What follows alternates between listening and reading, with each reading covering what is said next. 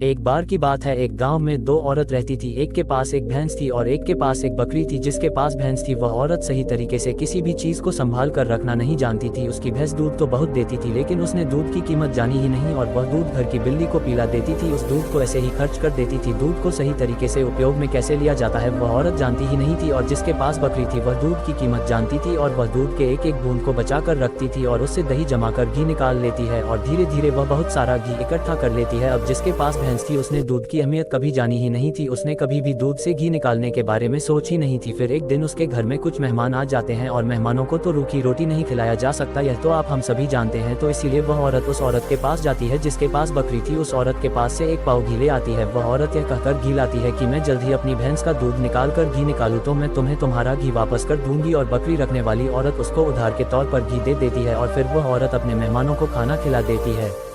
उसके बाद बहुत दिन निकल जाते हैं, लेकिन वह भैंस रखने वाली औरत उसको घी वापस नहीं करती है। एक दिन फिर बकरी रखने वाली औरत भैंस रखने वाली औरत के पास जाती है और कहती है कि मैं तुम्हें एक बार घी दी थी तो मैं वह घी वापस लेने आई हूँ। यह सुनकर वह औरत कहती है, कौन सा घी? तू भला मुझे घी कैसे दे सकती है? मेरे पास तो भैंस है और तेरे पास तो बकरी है और मैं भला तुझसे घी उधार क्यों मांगूंगी? मेरे पास तो इतनी अच्छी भैंस है और उसका तो बहुत ज्यादा दूध होता है, मैं तो खुद उससे घी निकाल लूंगी, मैं भला तुझसे घी क्यों उधार लूंगी? यह कहकर वो देने से मना कर देती है। और फिर बकरी रखने वाली औरत वापस आ जाती है, क्योंकि उसको यह पता था कि कोई भी अब मेरी बात पर विश्वास नहीं करेगा, क्योंकि उसके पास तो भैंस है। लेकिन फिर भी उसने कई लोगों से बोली पर इस बात को कोई मानने को तैयार ही नहीं था। सबका जवाब एक सा था कि भला भैंस रखने वाला इंसान बकरी रखने वाले से घी उधार क्यों लेगा? यह बात कोई भी मानने को तैयार नहीं था। उसी गाँव के बाहर एक गुरु रहते थे और फिर वह बकरी रखने वाली औरत उस गुरु के पास जाती है और उन्हें अपनी सारी समस्याएं बताती है। उसके बाद उस गुरु ने भैंस रखने वाली औरत को बुलवा है और फिर वह औरत भी उस गुरु के पास पहुंच जाती है और वह भी अपनी बात बताते हुए कहती है कि गुरुदेव यह झूठ बोल रही है, मेरे पास तो भैंस है और भला मैं इससे घी क्यों लूंगी? अब उस गुरु को इसका फैसला करना था कि क्या सच में भैंस रखने वाली औरत बकरी रखने वाली औरत से घी उधार ली है या नहीं, क्योंकि बकरी का दूध तो बहुत कम होता है और भैंस का तो बहुत ज्यादा होता है। तो क्या जरूरत हो गई कि एक भैंस वाली को बकरी वाली से घी उधार लेना हुआ? अब गुरु बहुत देर सोचते हैं और उसके बाद दोनों औरतों को अपने पास बुलाकर एक एक लोटा पानी देते हुए कहते हैं कि यह पानी लेकर जाओ और दोनों ही अच्छे से हाथ पैर धोकर आओ। अब एक लोटा पानी देखकर भैंस रखने वाली औरत कहती है कि गुरुदेव सिर्फ एक लोटा पानी से हाथ पैर कैसे धो पाऊंगी?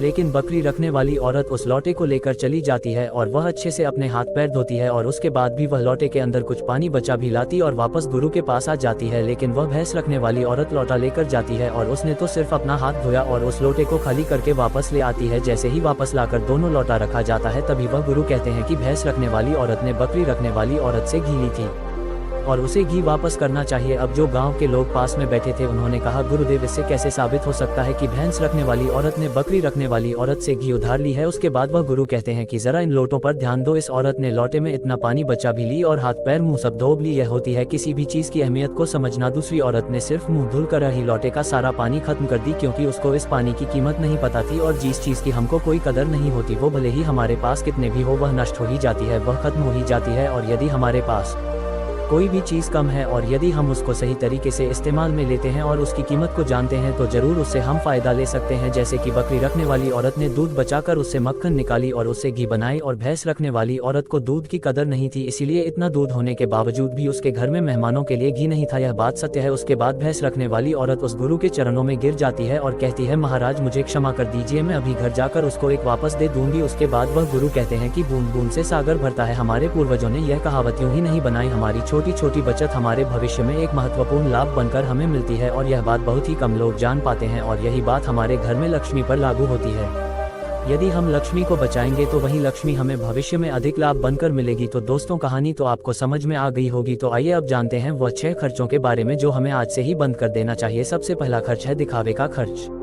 आपके अगल बगल में किसी ने महंगी कार ले ली तो अब आपके मन में जलन होने लगती है कि मुझे भी जल्द ही कार लेनी है और यही दिखावे का खर्च आपको पूरी उम्र गरीब बनाकर रखता है। दोस्तों हम में से ऐसे बहुत से लोग होते हैं जो सिर्फ दिखावे के चक्कर में ही बहुत सारा ऐसा सामान उठा लाते, जैसे कि दूसरों के सामने अपना रुतबा अधिक हो सके कार ले लेना, महंगे जेवर ले लेना, महंगे मोबाइल ले लेना या फिर ऐसी कोई महंगी चीज खरीद लेना जिसकी हमें हमारी जिंदगी में कोई जरूरत भी नहीं होती। और जब उन्हें कोई समझाता है तो कहते हैं हम किसी से कम है क्या? वह लोग यह नहीं समझते हैं कि इससे हमारा सिर्फ नुकसान होता है, ना कि कुछ फायदा। यदि आपको सच में अमीरी के रास्ते पर चलना है तो यह सारे खर्चे सबसे पहले आपको बंद करना होगा और वही पैसा कहीं इन्वेस्ट करना सीखना होगा। मैं यह नहीं कहता कि आप अपने शौक पूरे ना करें, मेरे कहने का मतलब यह है जिस चीज की आपको जरूरत है बस आप वही लो। किसी को देखकर कोई सामान बिल्कुल ना ले। दूसरी बात है कंपनियों की स्कीम से दूर रहना।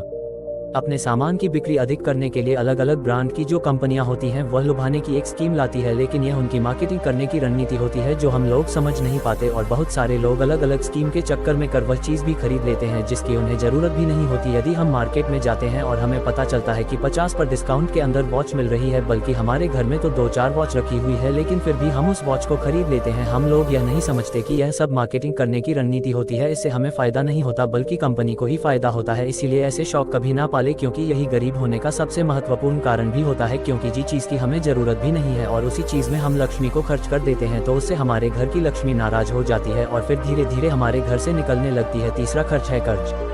आज के समय में ज्यादातर लोग कर्ज लेकर महंगी महंगी चीजें खरीद लेते हैं, जैसे कि कार, बंगला, मोबाइल, और फिर उसका पैसा भरते रहते हैं। जैसे कि आजकल हम लोग क्रेडिट कार्ड का इस्तेमाल करते हैं। क्रेडिट कार्ड हमें पैसे खर्च करने के लिए कहता है, जो पैसा हमारे पास है या फिर जो पैसा हमारे पास आने वाले हैं, और उस पैसे को हम खर्च कर देते हैं। तो जरा सोचिए कि हम अमीर कैसे बन पाएंगे। जो पैसा हमारे पास आया ही नहीं उस पैसे को भी हम खर्च कर देते हैं और हम अमीर बनने के बारे में सोचते हैं, अमीर बनने की पोस्ट देखते हैं, लेकिन उन बातों का पालन नहीं करते। और बहुत लोग तो ऐसे भी होते हैं जो लोन लेकर जमीन खरीद लेते हैं और यह सोचते हैं कि जब हमें इसमें फायदा होगा तो हम लोन वापस कर देंगे, लेकिन वो लोग यह नहीं समझते कि जितना हमें इसमें फायदा होगा उससे ज्यादा हमें लोन का ब्याज भरना होगा। तो दोस्तों, ऐसा काम कभी ना करें, कर्ज लेकर कोई भी चीज ना खरीदे। चौथी और सबसे अच्छी बात यह है कि आप अपने पैसों को कैश में रखकर ही खर्च करें।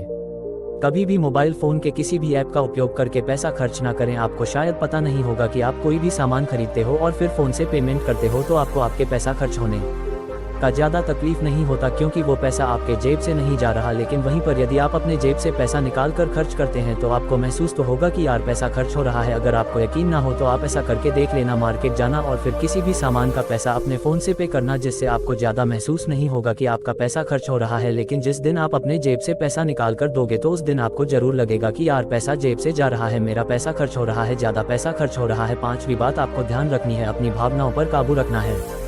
अगर आपको कोई चीज़ पसंद आ रही है और आप उसे खरीदना चाहते हैं तो सबसे पहले यह देख ले कि वाकई क्या इस चीज़ की आपको ज़रूरत है, क्योंकि बहुत से लोग कोई चीज़ पसंद आने पर उसे तुरंत खरीद लेते हैं। कई बार तो ऐसा भी होता है कि कोई स्कीम वाले आते हैं जो हमें लुभाने वाली चीज़ें लेकर आते हैं और हमें वह चीज़ पसंद आ जाती है और हम उसे तुरंत खरीद लेते हैं। तो हमें ऐसी चीज़ों को लेने से बचना चाहिए। हमें ऐसी चीज़ नहीं लेनी चाहिए, बल्कि हमें सिर्फ ऐसी ही चीज़ लेनी चाहिए जिसकी हमें ज़रूरत हो। छठी और आखिरी बात यह है कि कभी भी कोई भी शौक ना पाले।